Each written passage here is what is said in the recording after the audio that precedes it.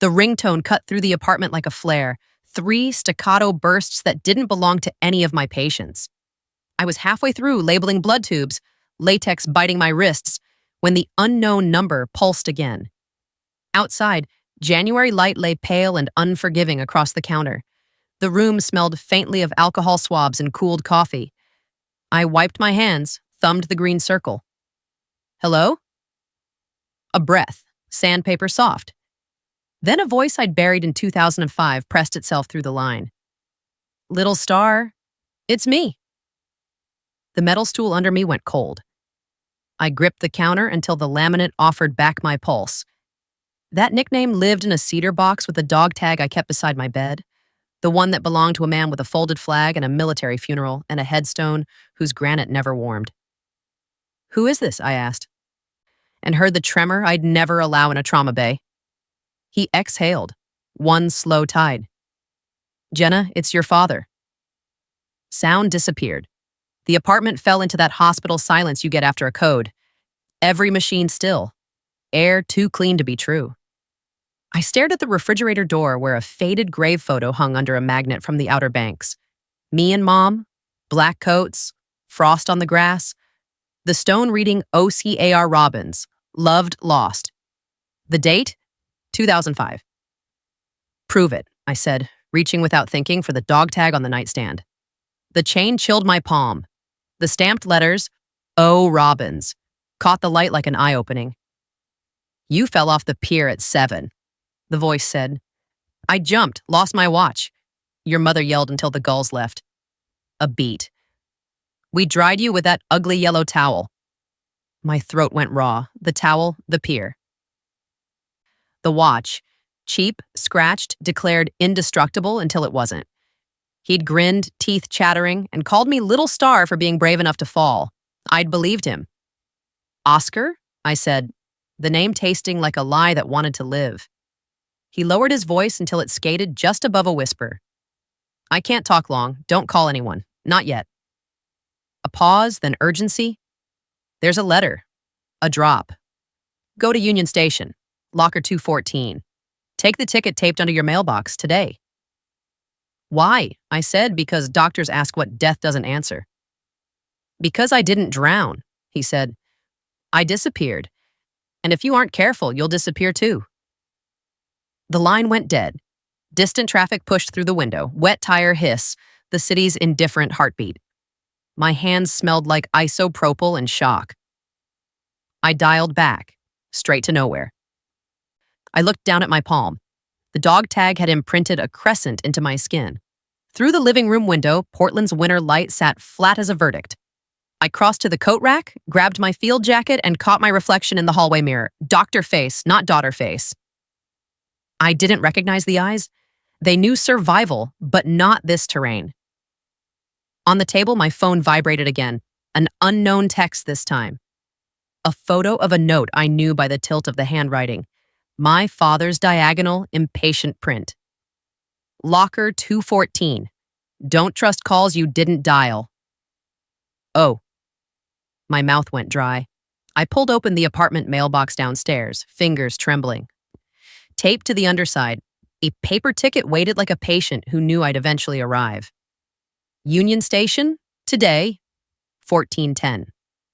My fingers shook hard enough to make the cardstock rattle. I told no one. Habit and training. Hypa for the heart. The station smelled like wet wool and cheap coffee. America's 2 truest perfumes. The high-arched ceiling held a contained rain of voices. A departure board clicked its changing syllables like an old man clearing his throat. My boots found the tiles' cool geometry. Lockers lined the west wall, paint scarred, numbers bowed with use. 214. The metal was colder than my fingers. I slid in a 5, opened the door, and caught the scent of paper and a ghost of aftershave that belonged to a decade I'd tried to file. Inside, a battered manila envelope, an encrypted USB in a zipped pouch, and a single folded letter with my name in blue ink. The first thing I saw was a taped Polaroid. Dad in a sun-washed alley somewhere hot. Grin tipped sideways, a hand over the camera as if to say, not yet. I breathed through my mouth. The air tasted like dust warmed by steam heat. I unfolded the letter. Little star. If you're reading this, I did a thing I swore I'd never do. I asked you to pick up a burden I tried to carry alone. I didn't drown. I was told to become dead, or you and your mother would join me. I chose to become a story. I'm sorry. Inside the drive, names, dates, money. Some wear medals they didn't earn. Some sell parts that don't belong to them. If you take this public, you'll be swallowed the way I was. If you take it right, they'll blink first. Meet me where we kept secrets when you were 9. The whistle is at 19:05. Keep your eyes on the clock, not the crowd. Dad, I had to sit. A wooden bench offered splinters and stability. The station's light fell in honest sheets. A conductor's whistle pierced once and softened. I flipped the pouch in my fingers, the USB's weight tiny and catastrophic. My fingertips found the letter's crease and wore it deeper with each breath. When I could stand, I did what trauma taught me. Triage. Information, then action. I slid the envelope into my backpack and felt the shape against my spine like a second vertebra. The place we kept secrets was a train platform no one used anymore. A rusting spur beyond the commuter tracks, fenced but never remembered. At 9, we'd throw pennies, and he'd teach me not to keep score in games that had none. The whistle at 19:05, an Amtrak southbound, meant the platform would empty just long enough for ghosts to walk. I checked the time. 13:42. 4.5 hours to be a doctor who did not combust as a daughter. I walked out into the winter air. It hit my face like clean cloth. In the crosswind, a man in a dark coat watched a little too still, like someone resting between lies. He lit a cigarette, then didn't smoke it. My skin pricked. Old training turned my shoulders without making my head follow. My fingers closed around the dog tag through my jacket. Home again, the apartment's warmth felt like a lie in a fever. Mom's gray photo still hung from the magnet. Stone, date, red scarf, our faces as empty as December. I pulled it down and laid it next to the letter. The granite looked less permanent under blue ink. The phone on the counter waited like breath I didn't want. I called my mother anyway. Hi, Mom. Jenna? The voice of a woman who had learned to be a bell in a pillow. Working late? I'm coming over, I said. She beat me to the door. The house smelled like lemon oil and old books. A pot of tea breathed on the counter, the steam curling like a question. I got a call, I said, and her knees bent as if to sit without a chair. Jenna! He said, little star. Her hand flew to her mouth. A small sound broke and kept moving. Cruel, she whispered. Who would... It was his voice. I laid the letter on the table. She stared at the writing, her breath catching in small, mechanical gasps like tape unwinding. She pressed her fingers to the page, not to read, but to touch. The slant, she said. He always leaned forward like he was running, even sitting down. I'm meeting him, I said. Tonight, 19:05. She shook her head once, twice. No, Jenna. You remember a body. You remember a grave. Don't exhume our hearts because some voice learned his keys. I slid the dog tag from my pocket and placed it next to the letter. He knew the towel. She froze. The kitchen clock ticked once, loud as a hammer tap. The towel, she repeated, and her lips pulled into a tight, involuntary, almost smile. Ugly thing. Sunflower yellow, I said. She sank into a chair. If he's alive, if he didn't come back because a wall stood where our door should be. That wall has names, Jenna, real ones. The kind that send flowers to graves they ordered. She looked up, eyes clear and aching. Go, but don't go alone. I won't. Who? Andrew, I said. He owes me 3 exposés and 2 favors. She nodded once, a doctor's mother trusting triage. Be careful. Secrets don't like daylight. They try to throw shade. I squeezed her shoulder. The tea's steam smelled like safety. I didn't drink it. I had a station to find and a life to unloose. Back at the apartment, I pulled a small duffel, habit. I slid the USB into an inner pocket, the letter into a book I didn't mind losing, the dog tag around my neck. The metal startled my skin and then settled like it had been waiting 14 years to warm me. I texted Andrew Vega. Need eyes tonight. Train station. 1905, bring your ethics. 3 dots, always. Who are we hunting? Not hunting. Finding, copy. The evening light turned the city's windows to coins. Wind carried exhaust and the faint sugar of a bakery closing down. I walked the 3 blocks to the station, the dog tag a small metronome against my sternum. A little girl in a red hat twirled near the ticket kiosks. Her father laughed, tired and honest. The departure board clicked to 1905. My phone buzzed. Unknown number. I didn't answer. I could feel the note in my pocket like a living thing. On the far side of the concourse, the empty spur slept under a no entry sign. Past it, a narrow gap in the fence waited where teenagers and ghosts go to keep promises. I slid through, coat catching on a wire tie, and stood on the old wood. The smell of creosote rose like a memory, heavy and tar sweet. A far whistle punched a clean hole through the dusk. The southbound's horn, long, long, short, long, rolled up the line. Behind me, a familiar footstep. I knew the rhythm, left a little heavier than right. My breath found its grip. Little star, the voice said again, closer. It carried the same gravel, the same apology. And something else. Time. I turned. The platform lamps found a face I'd learned to visit in stone. Older. Edges softened by hiding. Eyes exactly the same. The dog tag lay warm against my skin. Dad, I said. The word left me and didn't come back. The train's wind hit us as it arrived, iron and brake dust and the hot metallic tang of kept schedules. I stood very still and counted my own heartbeats. He did not reach for me. Not yet, he said. They'll be watching the hug. The train doors sighed. Travelers spilled, voices and bags and the smell of cheap coffee. I looked past his shoulder and saw a man in a dark coat light a cigarette and not smoke it. Andrew's voice came low from the fence. I've got eyes, he said.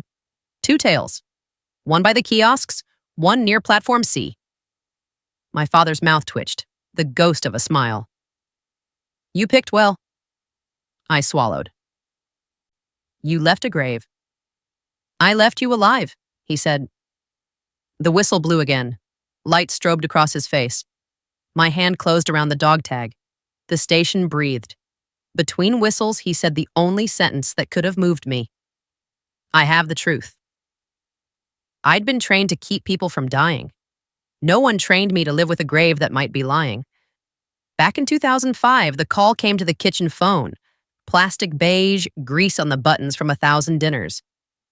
My mother wiped her hands on a dish towel until the cotton squeaked. This is Susan, she said, and then she didn't say anything at all. She handed me the receiver because grief had already taken her fingers. Miss Robbins, we'll need you to come in for identification. The room smelled like lemon oil and roast chicken, that ridiculous human combination of clean and comfort. My father's dog tag sat on the windowsill, catching winter light. He'd left it home that week, a joke about even soldiers needing holidays. I put it on a chain and wore it under my sweater, cold against skin that felt newly borrowed. They showed me a body bag like a closed book, then a photograph they said would be less traumatic. The picture held a man who could have been him if you believed enough. Saltwater does that, rounds off features until certainty slips. I stared too long and nodded once, the universal sign for, please let this be over. Mom signed documents with a hand that shook so hard, the signature looked like a road on a bad map. A funeral followed, brass and folded flag, and someone saying his name like it would anchor the air. The grave marker arrived late, granite heavy and obedient. Loved, lost. Dates cut into stone as if dates could behave. We brought lawn chairs to the cemetery the first spring and sat like tourists in our own lives. Mom talked to the stone. I listened to the wind press through the grass and wondered how much silence a person could eat and still live. I built myself around that silence. Medical school, trauma, the art of walking into a room that's on fire and making it breathe. My mother called me every Thursday. We learned to speak efficiently, like people who respect the cost of oxygen. On her fridge, under a magnet shaped like a lighthouse, she kept a photo of me at white coat ceremony, and a smaller one of Dad holding me at a 4th of July picnic, his face tilted toward the sun as if sky were something you could actually learn. Everyone told us closure is medicine. It wasn't. It was a polite sedative. Oscar Robbins had been Army intelligence, languages, chess, bourbon poured carefully. He taught me to look where people didn't point. Truth hides in the corner, he'd say, tapping newspaper margins. And sometimes it's written in the margin itself. I asked once what he really did. He smiled like a man watching a wave arrive. Unstoppable and not his fault. I make sure the right people win, he said, which told me nothing and everything. He left in September for a mission he said would be short. October brought the knock. November brought the grave. Everything after that was just a calendar we agreed to keep.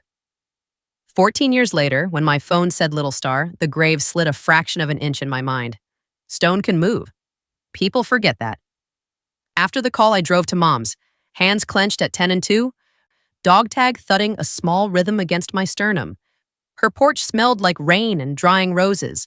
She opened the door before I knocked, eyes already wide as if she'd been hearing his voice in every creak for years and now was just choosing to believe mine. I spread the letter on the kitchen table. The table had a scar where Dad once cut wrapping paper too close to the wood. Mom never sanded it out. She touched the blue ink like it might smudge. He always pushed his pen, never let it rest. He told me not to call anyone, I said. Then he asked me to come find a drop like we're in a movie that forgot to end. She took off her glasses and set them down with surgical care. He always loved theater. He hated an audience. I'm meeting him, I said. The words felt like a trespass. She looked not at me, but at the window where a pale wedge of winter sun tried to act warmer than it was. If it's him, he owes us the second half of every conversation. She lifted the dog tag from my neck and weighed it in her palm, the metal tiny and immense. If it's not him, someone is clawing at a grave for sport. Andrew will come, I said. Mom exhaled, shoulders dropping a degree. Good. Journalists like truth because it behaves in print. Then the doctor and her returned, the part she'd used to keep me alive through every flu and heartbreak. If you see him, let him talk first. Don't hug. Let cameras fail to capture anything useful. Assume the air has ears. Understood. My voice went flat and useful, the tone you use when you're about to change a life and need your hands to listen more than your mouth. On the way home, I cut by the hospital.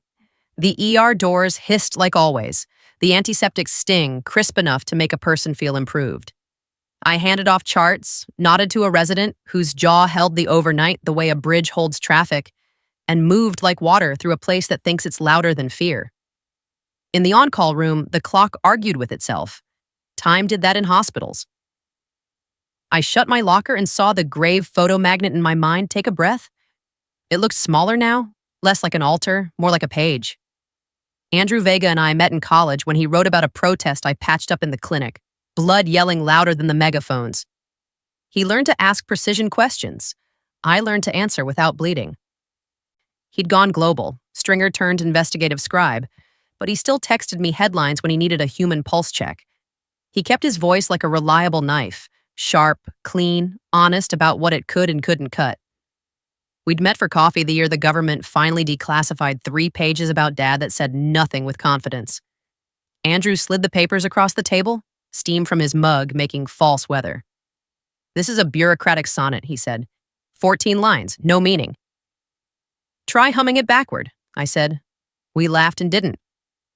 When I texted him now, Union Station, 1905. Ethics, no heroics. He answered like an old teammate. Copy. I'll be just off your shoulder. I lived the next hours by the kind of discipline grief taught me when it had manners. One breath, then the next. I sterilized a tray for a resident who still shook. I called the pharmacy and fought politely for a drug back-ordered since before we knew about it. I signed discharge papers like peace treaties. The ring light hum of the lab comforted me.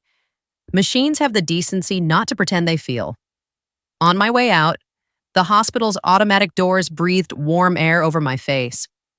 Portland's evening came in slate gray, lights dotting the wet streets like the city had been peppered by a generous hand. I felt watched twice. Once by the part of me that worries for a living. Once by a man in a dark coat across the street refusing to choose between walking and standing. He checked his phone without turning it on. Amateur tale. Or an excellent one, pretending. Back upstairs in my apartment, I opened the envelope again. The USB felt heavier now, as if truth gains mass when you acknowledge it. My laptop pinged a question. Encrypt this drive? The irony nearly made me laugh.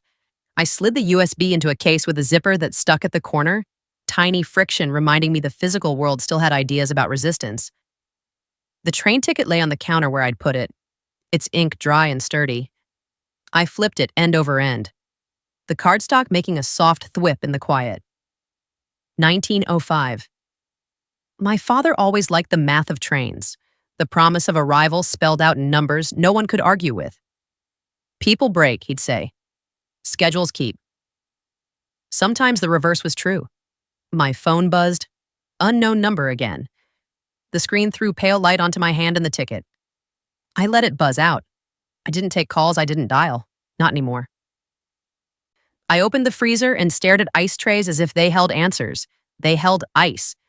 I chewed a cube anyway just to feel a thing the body understands. Cold, held, melt, followed, clarifying in a stupid, perfect way. I put on a wool coat I'd inherited from Mom. The collar still smelled faintly of her soap. I slid the dog tag back under my shirt. The chain ticked softly against the pendant as I moved. Tiny metronome, borrowed courage. On the way out, I took the grave photo off the fridge. The magnet fought me like it believed in its job. I slipped the photo into my pocket behind the ticket and the letter. The paper edges made a stacked ache against my thigh. At the door, I paused long enough to hear nothing. The apartment hummed anyway. Refrigerator, baseboard heat. The electricity of a life pretending to be stable. I flipped the light and stepped into the hall, the dog tag warm now, not cold. Downstairs, a bus exhaled diesel. A woman laughed too loud for the hour. A cyclist swore at a puddle. The city had the decency not to notice I was about to flip my life over. At the corner, a news van idled. Wrong neighborhood, wrong time. The driver sipped coffee, eyes on nothing. My skin lifted like a cat's back. I crossed mid-block and let a delivery truck hide me. Union Station's clock face glowed a serious gold. 1847. The ceiling hung high over everybody's business. People read schedules and tried not to read each other. My father had always said, crowds are safe if you remember their math. I remembered. And then I saw Andrew by the magazine stand, cap low, hands in pockets, eyes bright. He tipped his chin at me, then to the far spur. Let's go find out which one of us has been wrong for 14 years, he said. We walked toward the old platform where secrets and smoke go to keep each other company. The dog tag beat time. The ticket cut my pocket. The letter warmed through fabric as if ink could carry heat. Somewhere behind us, the man in the dark coat lit a cigarette and didn't smoke it. He turned his face away when the station guard passed. The departure board clicked. 1905 found its row. The whistle carried like a promise. I was ready to see which truth would arrive. The air around the platform felt charged, like every molecule remembered me. Diesel ghosted across the tracks, metallic and sweet. Andrew moved like he was part of the crowd, camera bag slung low, recording without the lens ever leaving its cap. He had the grace of a man pretending not to listen to history. At 1905, the southbound groaned in, brakes screaming like old ghosts refusing to stop. Doors side open, passengers spilled out, suitcases, tired eyes, normal life on parade. My eyes scanned the faces like an ER triage. Who's hurt? Who's dangerous? Who's pretending not to bleed? Then, through the steam, he walked into focus. Oscar Robbins, older, leaner, hair whiter than any photo had prepared me for, but the same lopsided jawline, same way of scanning a room with eyes that measured exits before expressions. A long coat, collar up, hand in pocket, probably a habit from years of checking for weapons that never stopped existing. He stopped 2 meters away. The hum of the train drowned the first seconds, or maybe that was just my pulse. You really came? he said. I wanted to hug him, scream, hit him, and collapse in the same breath. I didn't move. I buried you. I know. His voice had the wear of gravel and sleep deprivation. I was there. You watched your own funeral? I watched until the flags went up, he said. Then I left. They told me if I didn't disappear, you and your mother would be next. Andrew lingered behind the column, one hand at his earpiece. I caught his subtle nod. One watcher at the end of the platform, another by the vending machines. We were not alone. Walk, Oscar said. They'll never believe we met if we don't move. I followed him down the platform's edge, boots echoing in the rhythm of 2 decades of unfinished sentences. Why now? I asked. Because the people who made me a ghost are dying, he said. And the ones replacing them are worse. He led me down a stairwell that smelled of oil and damp paper. The light flickered, throwing his shadow long and shaky. We stepped into an underpass tunnel where the echoes made it sound like more people were walking with us. Start talking, I said. He handed me a flash drive identical to the one from the locker. Back up. You'll want redundancy. I'm a doctor, not a spy, I said. He smiled faintly. You're both. You heal people who don't want to be saved. That's all espionage is. Mini turn. A shape peeled from the wall behind us. A man in a leather jacket, hand half hidden. Andrew's footsteps came fast down the stairs. We're made, he called. The man spoke low. Package only, no witnesses. Oscar grabbed my arm and shoved me behind a column. The sound of motion, fast, controlled. My father pivoted, his stance too familiar, like a habit rediscovered. The man reached, Oscar's hand struck. The weapon hit tile with a clatter that echoed like a broken alarm. Go, he barked. Andrew kicked the pistol down the tunnel. It skittered and disappeared into the dark. The attacker bolted the other way. Who was that? I asked. Oscar's breathing came shallow but steady. The reason I told you not to call anyone. They don't like unfinished stories. Too late, I said. I've already started one. We moved to the old train diner across the street, its neon sign humming in defiance of age. The air inside smelled like burnt coffee and fried hope. Oscar slid into a booth where he could see the door. I sat opposite, fingers still shaking. The waitress poured coffee without asking. Cold night, she said. Always is, Oscar replied. His tone sounded like he was speaking to 2005. When she left, I finally said what had been breaking my ribs for 14 years. You left us. He stirred sugar into his cup. I saved you. That's not the same thing. He looked up, eyes the same green-gray as the ocean the military said had taken him. It is when the people chasing you have your home address. What did you do? He reached into his coat and pulled out a small envelope, edges soft with handling. I was assigned to monitor international procurement contracts. Someone was diverting weapons-grade materials to private intermediaries. I documented it, reported it. They told me to stop. I didn't. And they killed you for it. They tried, he said. But my CO, Kim's predecessor, pulled a body from an accident overseas, made sure the paperwork matched my dental records. I've been living under aliases since. Where? He smiled without joy. Everywhere. I leaned back. Mom almost died when you did. I know, he said, the words breaking. I watched from a car the day of the service. She looked right past me once, like she felt the air move wrong. She'll want proof. He pushed the envelope toward me. Inside, a photo. My mother's handwriting on a letter from the funeral arrangements, folded with a pressed daisy. Beneath it, another note, fresh ink. For Susan, when safe. She still drinks jasmine tea? He asked. I nodded, throat tight. Every night. She said it smells like forgiveness. She says that about everything that hurts. He laughed once, short and wrecked. Mini turn. The diner door chimed. 2 men in civilian coats stepped in, pretending to argue over a bill. One of them met my father's eyes a second too long. Oscar's voice dropped. They'll follow you, not me. You're the variable they can't control. What do they want? The drive, and silence. Andrew's text buzzed. They're tailing. Exit rear, East Alley. Oscar stood, tossing bills onto the counter. Come on, little star. That name again, the one that had once meant safety. We stepped into the alley behind the diner where rain slicked the asphalt into mirrors. The two men emerged from the front, scanning. Oscar steered me toward a row of old storage units. He stopped at one, tapped twice, then pulled it open. Inside, a folding chair, an oil heater, and a stack of dusty boxes labeled OR Field Notes, 1991-2004. He locked the door behind us. The space smelled of dust and burnt kerosene. This is where you've been hiding? I asked. Sometimes, he said. Sometimes nowhere. I pulled the dog tag from under my shirt. You left this. He reached for it, then stopped halfway. I didn't want you to remember me by a symbol of ownership. I remembered you by silence, I said. He looked at the floor. That's worse.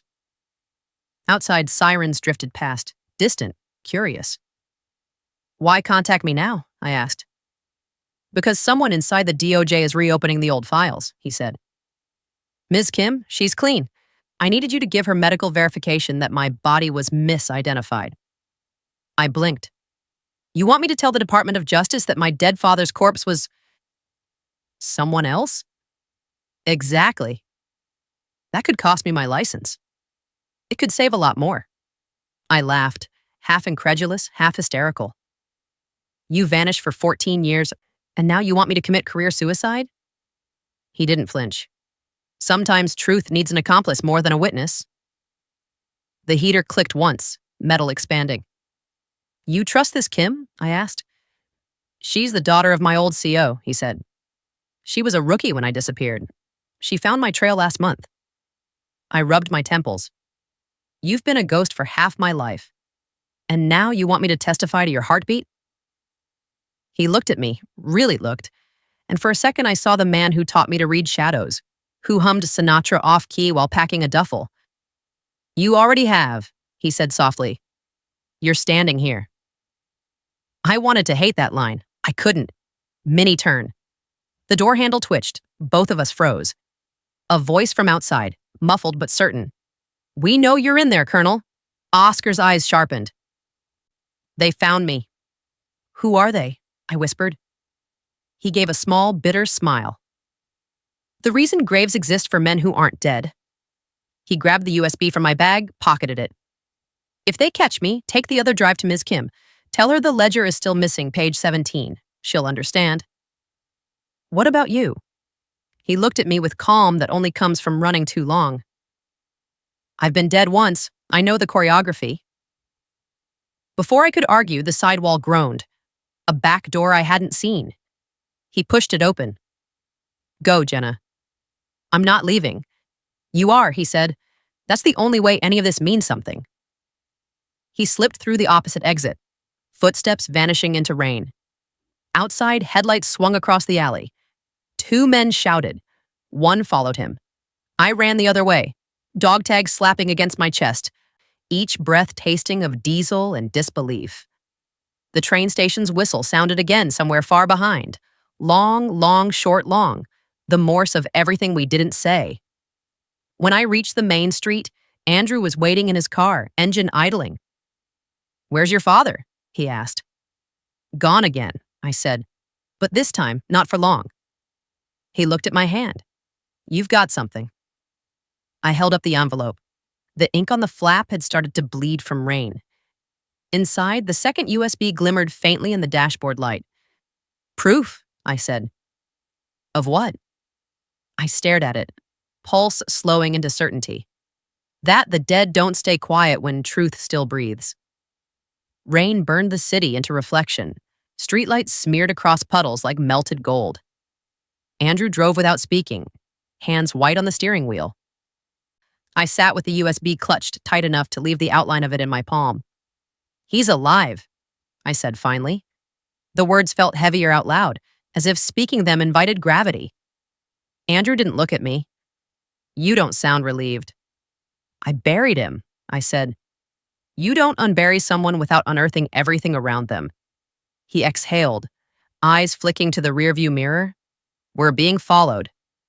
I turned. A gray sedan, lights off, 2 cars behind. Typical. I'd learned enough from my father's friends to recognize a surveillance shadow. Lose them, I said. He smiled grimly. I was hoping you'd say that. The car veered down an industrial back road, tires hissing on wet asphalt. We cut left, then right, then into a dark loading yard. The sedan slowed, unsure, then rolled past.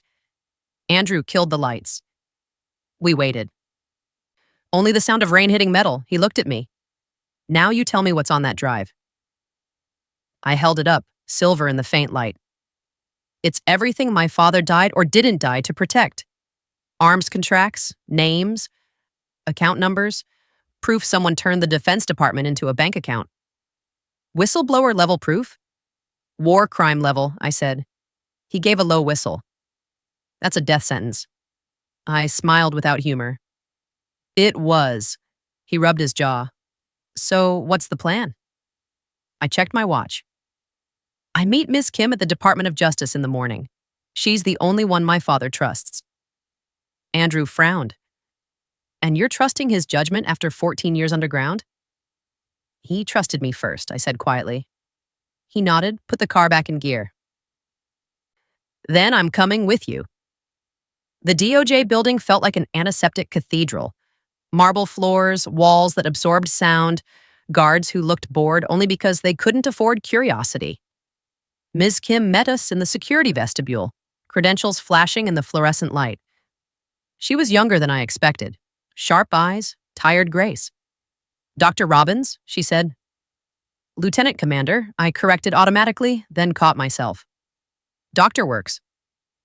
Your father spoke of you, she said. I froze. When? 6 months ago. So he'd been alive that long, probably longer. We followed her to a glass-walled conference room. The smell of coffee and printer ink hung like ghosts of bureaucracy. She gestured to the seat opposite her. Let's start with the truth. I slid the USB across the table. That's his. And this, I produced the envelope, is my verification. Dental records, genetic samples. I can prove the body buried under his name wasn't him. Kim's eyebrows lifted. You're aware of the legal implications? Fully. I'm aware of the moral ones, too. She inserted the drive into a secure terminal. The screen filled with folders named in Oscar's clipped military shorthand. Then, PDFs, spreadsheets, images, photos of signatures, transfer receipts, decrypted cables linking defense contractors to offshore accounts. Andrew let out a low whistle. This isn't just whistleblowing, he murmured. This is confession by evidence. Kim's eyes hardened as she scrolled. You realize how many names are in here? This could implode half of procurement oversight? Then start small, I said. Start with truth. She looked at me. Your father disappeared to protect this? He disappeared to protect us, I said, and to make sure this didn't vanish with him. Her fingers paused on a line of code, an annotation in my father's handwriting scanned from a notebook. Page 17, missing ledger. Final proof. Kim frowned. He referenced this in a message to me, said it would complete the circle. Where is it? I asked. Wherever your father hid it, she said. Do you know what that means? I thought of his words in the letter. Meet me where we kept secrets when you were 9. The platform? But there was something else he'd always said after that. If I ever vanish, find the place we buried the pennies. Mini turn. That was the yard behind our old house. We need to go to my mother's, I said, standing abruptly. Now. Kim closed the laptop and nodded. I'll follow. Quietly. Mom's house hadn't changed. The porch light still flickered. She met us at the door, teacup in hand, as if she'd been expecting a reckoning instead of guests. You found him, didn't you? She said. I hesitated.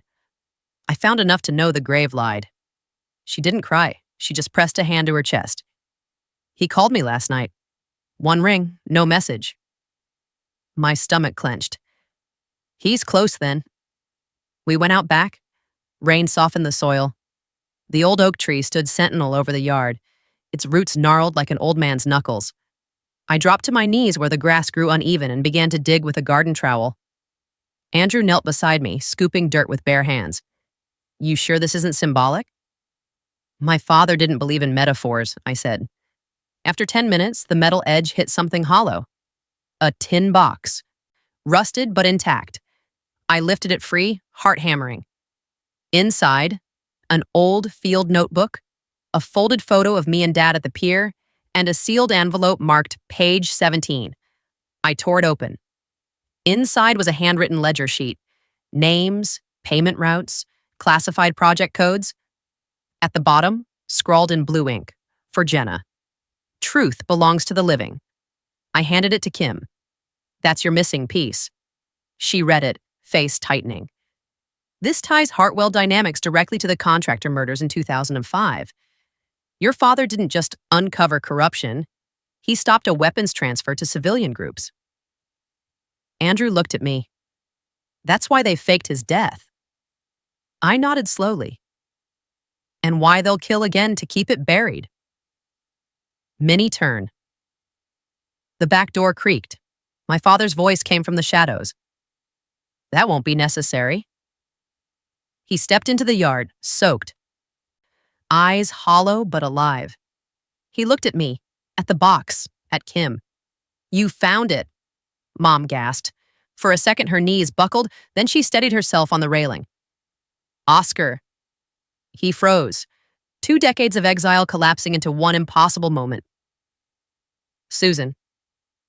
She walked to him, slow, disbelieving. Her fingers touched his cheek as if testing temperature. You should be ashes. I tried, he said quietly. She slapped him, soft, trembling. And you left us to grieve a ghost. He caught her hand gently. To keep you breathing. Their eyes held. It wasn't forgiveness yet, but it wasn't hatred either. Kim cleared her throat. Colonel Robbins, you understand your testimony will expose classified operations? He nodded. I understand it's time. A flashlight beam cut across the yard. Voices, shouted commands. Black SUVs screeched to a stop on the street. Men in dark suits poured out, weapons drawn. Federal agents, someone barked. Kim's badge flashed in the rainlight. Stand down. They're not ours, Oscar hissed. Private security. Gunfire cracked the night. Dirt spat near my feet. Mom screamed. Andrew pulled her toward the porch. I dove behind the oak trunk, grabbing the notebook. Oscar covered Kim, his body angled like a shield. Get the ledger out, he yelled. They can't have it. One shot rang louder than the rest. Oscar staggered, a bloom of red on his shoulder. Dad! I crawled toward him, slipping in mud. He pressed the notebook into my hands. You know where it goes, he whispered. Deliver it. Finish what I started. Stay with me, I said, voice breaking. He smiled weakly. I did. Kim grabbed my arm. We need to move. Andrew was already pulling Mom into his car. Sirens wailed closer, real ones this time. We sped off into the night, headlights slicing rain. My father's figure disappeared behind the oak, swallowed by flashing red and blue. At the DOJ safe house, I laid the notebook on the table. Kim sealed it in an evidence bag, her hands shaking. He's going to make it, she said quietly. They'll take him into protection. I looked out the window at the city lights shimmering through rain. He's been protecting us his whole life. Maybe it's time someone protected him. Andrew sat beside me, silent. The phone buzzed. A text from an unknown number. Little star. Delivered? I smiled through the ache. Delivered. Then disappear, he replied. Truth has a long memory. Stay alive to see it. The rain stopped. The silence that followed wasn't peace, it was aftermath. Somewhere beyond the sirens and asphalt, I knew my father was alive again, but this time for real. And for the first time, the truth didn't feel like a wound. It felt like a pulse. The safe house smelled like industrial cleaner and new drywall, fresh security painted over old fear. Fluorescent lights hummed low. The HVAC breathed steady, like a giant calming itself. I sat at a laminate table with a paper cup of coffee that tasted like corridors and resolve. Ms. Kim slid an evidence bag across to me, page 17 sealed inside like a living organ on ice. "We move this by the book," she said. "Closed session, grand jury referral, protective orders, no leaks." "Good," I said. "Truth drowns in attention."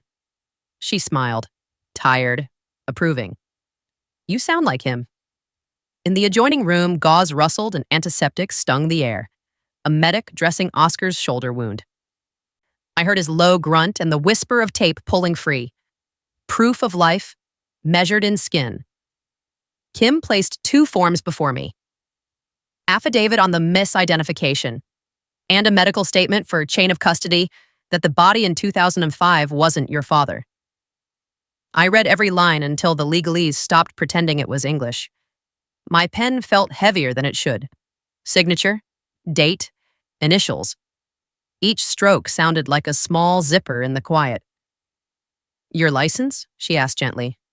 "Intact," I said. "My reputation? We'll see." She nodded, then slid a burner phone my way. "I'll call from this when the sealed hearing's set. You'll testify through a screen, no names."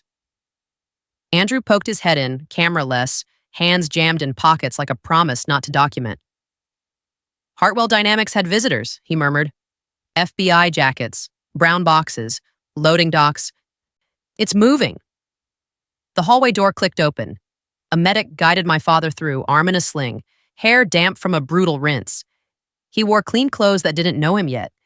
He smelled faintly of iodine and rain. "You always pick the quiet rooms," he said to me. "Humor, paper thin, alive." "You always pick the loud secrets," I said back. Kim cut in, professional and kind. "Colonel Robbins, we'll record your first statement in 1 hour. Wojciech is ready. You'll have a new name by morning." He glanced at me and I understood the ask before it left his mouth. "Susan?" "Home," I said, with Andrew posted on the porch like a rumor with a backbone. He exhaled. Relief punched through shame. "Tell her Jasmine still smells like forgiveness." "I will," I said, and the dog tag warmed against my skin as if agreeing. Mini turn. The sealed hearing lived in a windowless federal room whose air tasted like copier heat. My testimony came through a camera. The LED glowed red like a tiny, respectful hazard. I stated what I knew: medical anomalies, mismatched dental records, the photograph they'd shown my mother in 2005 that avoided every identifying scar. Facts lined up like IV bags, clear, gravity-fed. A juror coughed. Someone's pen tapped. On a split screen, Ms. Kim stood at a lectern, page 17 projected for select eyes only, names redacted into black bars that still radiated meaning. When it ended, the judge's voice carried the weight of unadvertised courage. "Proceed." Outside, the morning had a clean metallic light. My phone, the clean one, buzzed. "Search warrants executed. 3 arrests. Then, private security firm under investigation. Then, you kept the line." I texted Mom. "Safe. Official. He's official." She answered with a single character, a tear. Or Jasmine. Or both. I drove to her house with the windows cracked. The car filled with damp air and a bakery sweetness from a block over. On the porch, Andrew's thermos steamed. His beard carried rain. "Feds rolled hard at dawn," he said. "Paperwork for days." "Good," I said. "Let the paperwork sweat." Inside, the house smelled like lemon oil and jasmine tea. Mom held the kettle like a steadying hand. "Is he coming here?" "Not yet," I said. "Protection first." She set 2 cups down, porcelain answering wood with a soft tick. "Then we wait. Properly." We did. We waited with tea and the dog tag between us on the table, the metal cool, then warm, then body temperature. Memory changing state. The next 48 hours moved with bureaucratic grace. Slow, sure, irritating to the faithless. Kim called from the burner. "Your testimony sealed. His statement complete. DOJ internal moves are tectonic." "Will we see it?" I asked. "You'll feel it," she said. "That's better."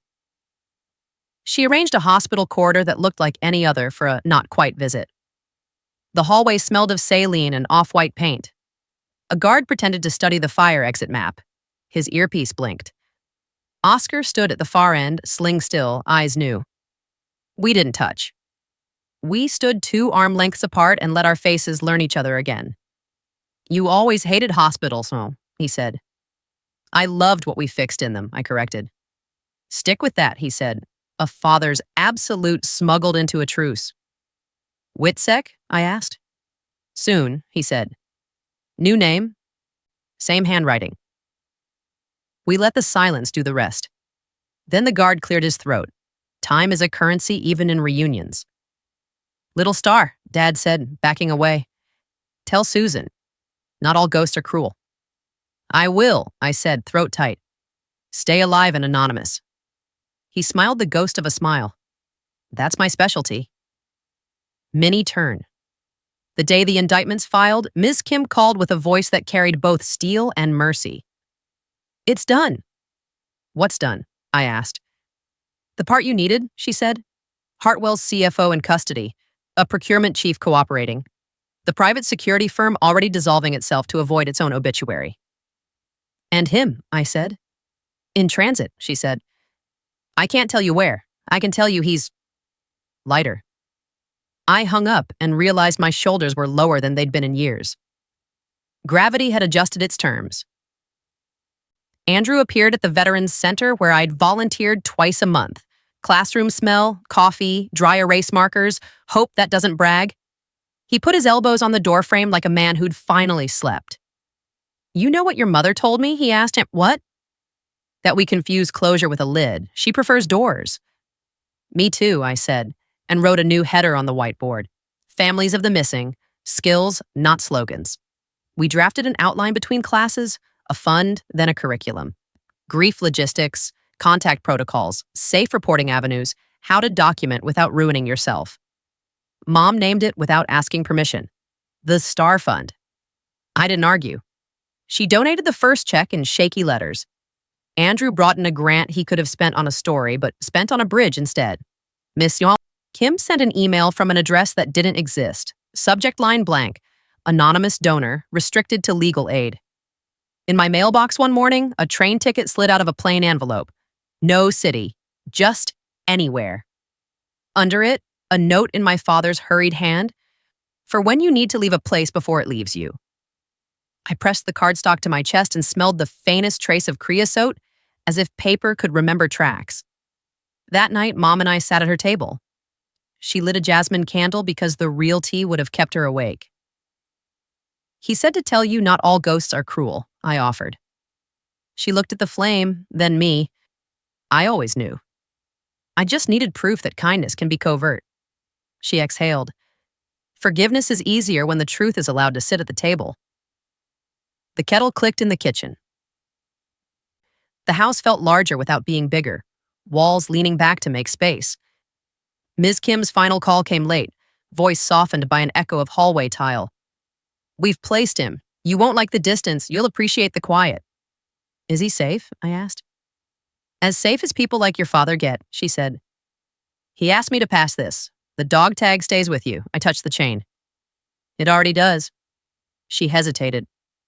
And Dr. Robbins? When the time comes, a closed-door ceremony will clear his record. Not for headlines. For the ledger. Page 17? I asked. The ledger has all its pages now, she said. Because you brought one back. After the line died, the apartment took a long breath. The refrigerator purred. A bus sighed outside. Sometimes that's all a city is. Collective exhale. I opened the safe house copy of his letter again. The paper had softened at the folds like it had learned my hands. Truth belongs to the living, not to memorials, not to rumor. To us. I set the letter beside the dog tag and a blank checkbook labeled Star Fund. The light from the window slid across all three and kept going. A week later, the Veterans Auditorium filled with a low thrum of human weather, voices making room for words that mattered. We hadn't invited press. We'd invited people who'd stared at graves unsure of what they contained. I stepped to the mic, the stage smelling of varnish and borrowed courage. I didn't say my father's name. I said what he told me to carry. We chose process over noise, I began. We chose to heal with the truth we could hold. The room didn't clap. They stood. Not a frenzy, not a performance. A tide that understood itself. I kept it brief. You can lose someone twice, I said, but you can also find them again. A woman in the third row pressed a dog tag to her lips. A kid at the aisle fiddled with a train ticket as if it could become a map. In the back, Andrew leaned against the wall, hands in pockets, camera absent on purpose. Mom wiped one eye and then stopped, proud not to blur. I closed the folder. The auditorium exhaled. On my way out, my phone hummed. A single buzz from a number that didn't want to be saved. No words, just the sound of a distant whistle on the line. Long, long, short, long. I smiled and let it pass through me like a promise that didn't have to be kept out loud. I drove home with the windows cracked, Jasmine from Mom's scarf still in the car, rain deciding not to fall. On the kitchen table, the dog tag and the letter shared a square of late sun. The burner phone lay silent. My hands smelled like dry erase marker and coffee and resolve. The mission was changing shape. Not ending. Never that. Just finding its next room. I picked up the dog tag, felt its weight, and knew exactly what I'd do in the morning. Morning arrived quiet, like the city had decided not to challenge the day. I brewed coffee and set 4 things on the kitchen table in a neat row. My father's dog tag, the letter, the burner phone, and the blank checkbook labeled Star Fund. Sunlight slid across them and pooled at the dog tag first as if truth likes metal. I called Mom. Board meeting, I said. At my kitchen table? She asked. Best boardroom we've got. She came with lemon scones and a pen that had outlived 3 administrations. Andrew arrived 5 minutes later, sleeves rolled, a face you could trust even if the story you wanted from him wasn't flattering.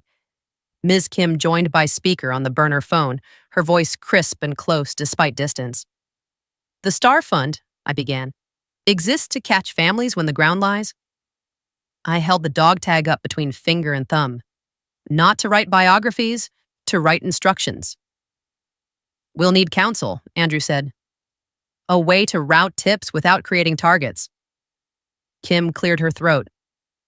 DOJ will never bless a private pipeline, she said, but we can share public resources. And, when appropriate, a quiet hallway. Mom scribbled quiet hallway on a pad and circled it twice. We'll teach what to gather, she said. Dates, names, receipts, and when to wait. And how to survive the waiting, I added. We drafted a 1-page mission with the simplicity the frightened deserve. Document, don't dramatize. Keep originals, make copies. Process over noise. Quiet channels, legal counsel. No solo crusades, everything witnessed, nothing impulsive.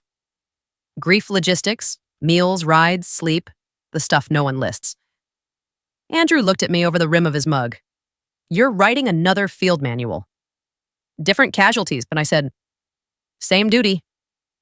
We opened a dedicated line, a number that rang to a locked drawer and an answering script that sounded like relief. We built a website that didn't brag, just asked for details and promised nothing except respect. Within an hour of posting, the inbox thunked once. 1 family, a dog tag photo attached, a message 3 sentences long. We were told to stop asking. We can't. I felt the ache of it inside my wrists. Open a case file, Mom said. Number 3 digits. Never names on the folder. I wrote 001 in black marker on a manila tab and placed it beside the letter like a benediction. The burner hummed. Ms. Kim again. 2 updates. First, preliminary plea from Hartwell's CFO. He's naming names. A small silence then, gentler. Second, a message I am not officially delivering. Jasmine still smells like forgiveness. Mom's hand found her mouth. She looked at the jasmine tin on the shelf as if it had turned its head. Tell him I'm stubborn, she said to the air, but I'm listening. Kim's voice warmed. Copy. We launched the first workshop that afternoon in the Veterans Center's smallest room, the one with bad acoustics and the best light. 10 chairs, one whiteboard, the smell of coffee trying its hardest. I wrote 3 words at the top in block letters: for courage, not revenge. Women and a few men filed in, coats damp from a drizzle that hadn't committed. I kept it practical. You'll be tempted to go loud, I said. The internet will feel like justice. It isn't. It's a bonfire that eats evidence. I taught chain of custody like it was a recipe. I demonstrated how to save a voicemail properly and when not to answer calls you didn't dial. I said dog tag once and watched 2 faces change temperature, the way metal does in a hand. After, a woman waited until the room emptied. She held out a folded page, the copy of a letter, signature blacked out. He was declared dead, she said quietly, but sometimes the phone rings. Her mouth tried to smile. It's easier knowing I'm not the only one who doesn't know how to breathe with that. You are not, I said. We started a case file. 002. Andrew walked me to the car in a rain that had become honest. You realize you've turned grief into infrastructure, he said. It needed a job, I said. Mini turn. The burner chimed. A text with no name. Safe transfer complete. Don't save this number. I didn't. I memorized the cadence of the digits anyway and let them evaporate. At dusk, Kim shepherded us through a corridor in a hospital that could have been any hospital. Cream walls, muted art, a floor so clean it supervised your shoes. She stopped outside a door with a window that revealed nothing. 1 minute, she said. No touching. We keep the choreography. Mom stood at the glass, hands flat against it, a prayer with fingerprints. Inside, a man sat in a chair angled just so. Head bowed, sling neat, shoulders braced like an old ship still seaworthy. He looked up. Distance didn't blur the eyes. Oscar, she said, the word a held breath released. He nodded. Susan. No violins, no grand speeches. Just faces doing the math of survival. What's left, what holds, what refuses to sink. Mom lifted the jasmine tin we'd smuggled into the hall, cracked the lid a fraction. The scent reached under the door and found him anyway. He closed his eyes once. When he opened them, he looked younger by a year. Time, Kim warned softly. Mom pressed her palm to the glass. He matched it from his side, 2 halves of a touch separated by safety and law. It was enough to convince the world and us that love could be both disciplined and alive. Back in the car, she held the tin to her chest. He's thinner, she said. He's here, I said. That's our miracle, not our headline. We drove in a silence that worked. At home, I set the dog tag beside the Star Fund checkbook and opened the letter one more time. The crease had learned my hands. Truth belongs to the living. I copied the line onto our brochure draft under the mission bullets and let the ink dry. The phone beeped. A voicemail ping. Unknown. I didn't press play yet. I looked at the dog tag. I pressed it into my palm until the edge hurt just enough to sharpen me. Then I listened. A whistle. Long, long, short, long. No words. No need. I walked to the balcony. The air smelled of wet pavement and bread from the corner bakery closing for the night. Down the block, the Veterans Center windows glowed. A woman exited holding a folder like a life jacket. She looked up and saw me, just a shape on a second-floor railing, and lifted the folder an inch. I lifted my hand back. Tomorrow, I said to the night. And meant it. One last call before sleep, to the number Kim had said would route but never return. For the ledger, I said after the tone, anonymous on purpose. For page 17. For the other pages you and I still have to write. I hung up. The apartment exhaled. Refrigerator, baseboard heat, the tired mercy of electricity. I slid the dog tag under my pillow the way a child hides a tooth and asks the dark to trade fairly. The metal cooled, then warmed, then disappeared into the soft. I turned off the light and let the day step away without argument. Outside, a freight horn sounded miles off, a bass note pressed against clouds. Inside, I slept without the grave, without the station, without the alley. Only the new assignment remained, steady as a pulse. The ocean was gray that morning, not sad gray, but dignified. The kind of gray that forgives everything. The pier was empty, except for me and the wind. I stood with my coffee, coat zipped to the chin, and the dog tag resting in my hand. The horizon looked almost deliberate, as if the world had drawn a straight line and dared me to cross it. I used to come here as a kid with my father. We'd skip stones and argue about physics. He'd say, "Every throw's a promise, little star. It just depends how far you want to keep it." Now, after everything, I finally understood what he meant. Promises don't end, they just change owners. Behind me, the waves folded over themselves, soft, steady applause for the living. The Star Fund had its first real office now. 2 rooms above the Veterans Center, the smell of paint still too proud. Our sign hung in the window, white letters on blue glass.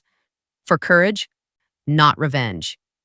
Inside, we had a desk, a coffee maker that groaned like an old sergeant, and 3 file boxes marked in my mother's tidy script, 0A1, 02, UI. Small beginnings are the only honest ones. Andrew brought donuts every morning, insisting they were strategic morale operations. Mom handled the letters, the kind that came folded and tear-stained. She read each one out loud, slow and steady, as if the air itself might need to memorize them. We never advertised. People just found us, the way the broken always do. That afternoon, Ms. Kim arrived, not in her DOJ suit, but in a gray sweater and jeans. She looked younger, lighter, as if truth had traded her armor for breath. She placed a small envelope on the desk. "From a friend," she said. Inside was a single photograph. Oscar sitting at a wooden table somewhere bright. No location, no timestamp. Just him, pen in hand, writing in the same block print I'd memorized since childhood. He looked peaceful. Not free, but forgiven. I ran my finger over the edge of the photo. "Is he safe?" She smiled faintly. "He's stubborn. That's its own kind of safety." Mom leaned over my shoulder. "He's lost weight," she said softly. "But look at his eyes." They were the same. The man who used to check locks twice before bed. The one who'd hide notes in my lunchbox reading "Observe Everything." The one who vanished into rumor and came back as consequence. Alive in stillness. Ms. Kim handed me a second note. Unsigned. "Keep the ledger breathing. I'll whistle when it's time." I folded it carefully into my notebook. "Tell him I hear him." She nodded. "You always do." That evening, the Star Fund hosted its first public vigil. Small, quiet, no press. Families of the missing, veterans, widows, even a few children too young to understand grief but old enough to mimic the adult solemnity. We lined the pier with lanterns, each carrying a name written by hand. When my turn came to speak, I didn't stand at the podium. I stayed among them. "My father taught me that truth doesn't disappear when people do," I said. "It just hides until someone brave enough turns on the light. You all did that tonight." I looked out at the crowd, faces glowing orange from the lanterns, waves catching pieces of firelight. "The Star Fund isn't a memorial," I continued. "It's a compass. We aren't here to mourn what we lost. We're here to guide what remains." The wind carried the smell of salt and wax. The lanterns bobbed, each a little pulse on the water. People didn't clap. They stood. Still. Upright. Silent. "Stand." Mom slipped her arm through mine. "He'd have loved this," she whispered. "He's here," I said, and meant it.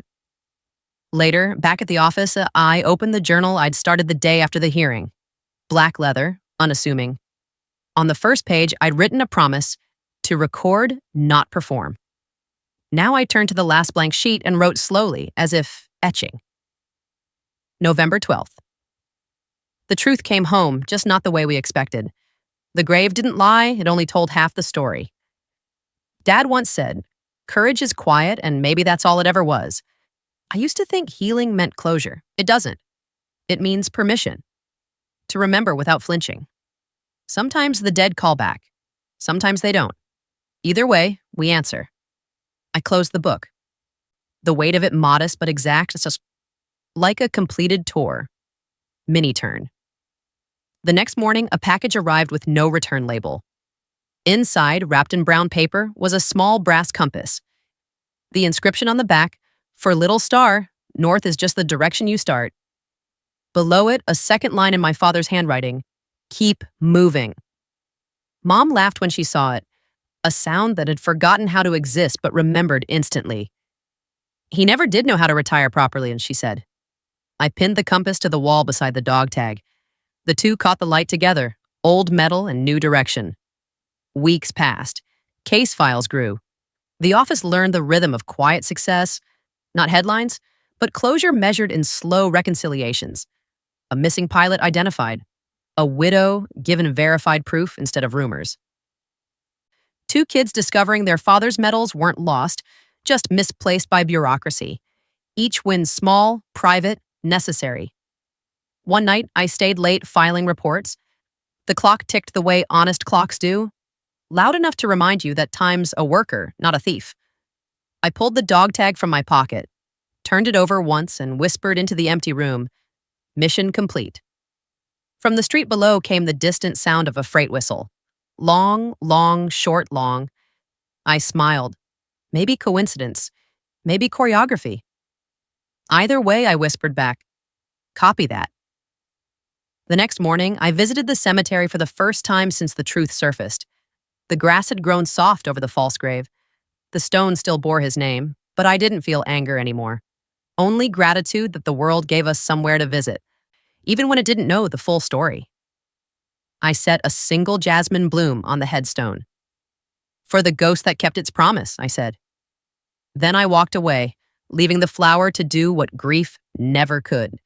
Stay without explanation. At home, I brewed jasmine tea, the scent filling the air like memory pretending to be new. The letter, the photo, and the compass lay open on the table. My mother's laughter drifted from the other room as she spoke to Andrew about logistics for the next fundraiser. Ms. Kim's email blinked on my laptop screen. Case 001, resolved.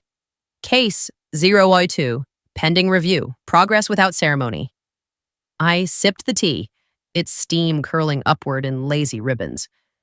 Outside, the city exhaled, 1,000 small, ordinary lives continuing, unshaken by secrets. I whispered, half to myself, half to him. Truth waits. Even when we stop believing. The dog tag caught the last shard of afternoon sun and sent it glancing across the wall. A flash, a signal, a pulse. For one heartbeat, it looked like the light itself saluted. The story ends not with revelation, but continuation, the kind of peace that doesn't erase the past but learns to walk beside it. Because sometimes survival isn't the end of the mission. It's the beginning of keeping it honest. If you believe that real courage isn't just surviving, but seeking truth. Subscribe for true stories about family, forgiveness, and the mysteries that reshape lives.